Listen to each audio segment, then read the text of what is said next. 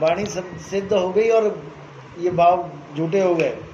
सुरत और निरत क्या होता है? सुरत मतलब होता है ध्यान। जब तक आपका ध्यान संसार में भटक रहा है तब तक वो है सुरत, और जब आपका ध्यान एकाग्र हो गया शब्द में तो वो बन गई निरत। निरत यानी एक जगह पे रत जाना, स्थिर हो जाना, रतने वाली। निरत यानी एक जगह पे एकाग्र हो जाना, अब भटकेगी नहीं वो। तो हमने सुरत को निरत करना है। सुरत भटक सकती है, निरत नहीं भटक सकती। निरत का मतलब ही एकाग्र है, चीज एक ही है, निरंतर। तुम्हारा ध्यान जब तक भटक रहा है ये सुरत है। इसको बोला सुरत फंसी संसार में, तासे पड़ गई दूर। सुरत बांध स्थिर करो, यानी अब सुरत को निरत कर लो। निरंतर है, निरत निरंतर नहीं। निरंतर तो शब्द है, शब्द निरंतर से मन लागा। निरंतर यानी जिसमें कोई अंतर ना हो, जो लगातार चल रहा है, एक रस चल रहा है, उसी में सुरत को लगा लेना है। जैसे आपको 5 शब्द दिए गए, 5 आवाजें भी दे दी अलग अलग। अब जो चीज खुद ही बदल गई उसको तुम परमात्मा कैसे कहोगे? 5 आवाजों का मतलब है 5 रूप बदल जाना।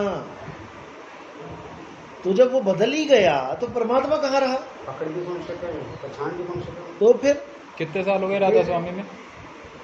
राधा स्वामी नहीं, आनंद ब्रह्मा। अरे वो राधा स्वामी है। 34 साल। 34।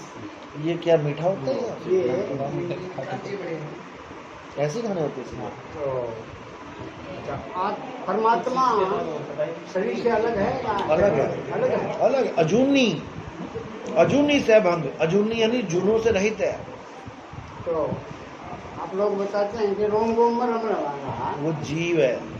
वो जीव है। हाँ,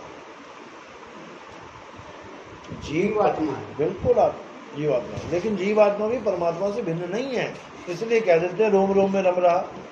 जैसे सूर्य की किरण, जैसे समुद्र स्थिर है लेकिन लहरें चल रही हैं। अब समुद्र और लहरों में तो फर्क है। वो भी पानी, वो भी पानी, लेकिन वो पानी होकर भी चल रहा है तो वो भी पानी। तो चलता हुआ पानी क्या है? ये जीव बना बैठा है, ये चल रहा है, गर्भों में से होता हुआ जा रहा है, 84 लाख गर्भों में भटक रहा है। और जो नहीं भटक रहा वो क्या है? वो स्थिर समुंदर परमात्मा। जीवात्मा भटक रही है, परमात्मा स्थिर है। सुरत को ही जीवात्मा कहते हैं। जब ये तन और मन का साथ कर लेती है तो ये ऐसी बन की बैठ जाती है। जैसे हम कहते हैं पानी में रहने वाले 5 जीवों के नाम लिखो, तो किसका नाम लिखते हैं हम? तो मछली तो शरीर है, कछुआ तो शरीर है, हम तो जीवों की बात कर रहे हैं। हमने तो जीव तो एक ही है, सब में एक सा जीव है कि नहीं है? अलग अलग कैसे किया हमने उसको?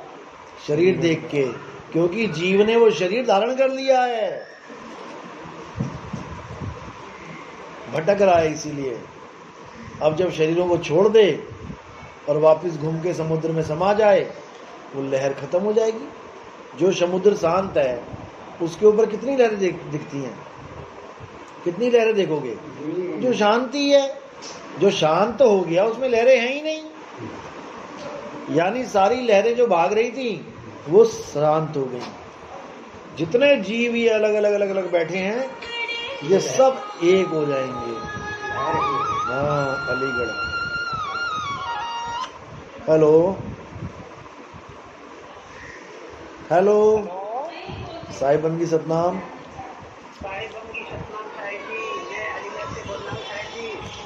नाम बोलो। हाँ जी, हाँ जी, बोलिए।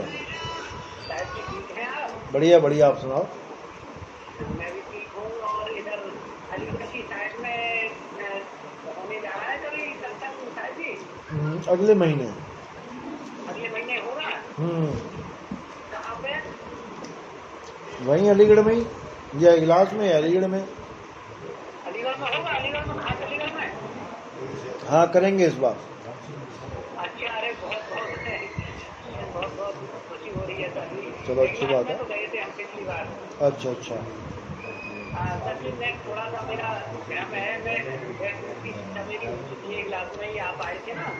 हाँ हाँ हाँ, लेकिन अभी बात सुनो, अभी कहीं बैठा हूँ मैं, अभी इसके ऊपर बात नहीं कर पाऊंगा। आप फ्री होके, जब मैं फ्री होऊंगा ना तब मैं आपको फ़ोन करूंगा।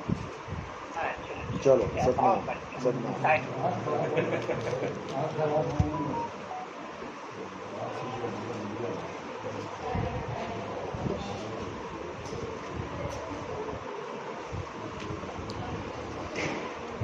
आपको दोबारा से ABCD पढ़नी पड़ेगी हमारे सत्संग की। जो पुराना पढ़ा हुआ है उसको छोड़ देना बिल्कुल, वो पढ़ाई काम नहीं आएगी, आगे की पढ़ाई पढ़ो। जितना ज्ञान मिल गया ठीक है, अब ये ज्ञान समझ के ये भी चेक करते जाओ कि वो ज्ञान सही भी मिला कि नहीं मिला, और आगे का भी ज्ञान पकड़ते जाओ, दोनों काम हो जाएंगे। पिछली गलतियां भी ठीक हो जाएंगी और आगे विवेक बढ़ भी जाएगा, आगे बढ़ने की ताकत भी आ जाएगी।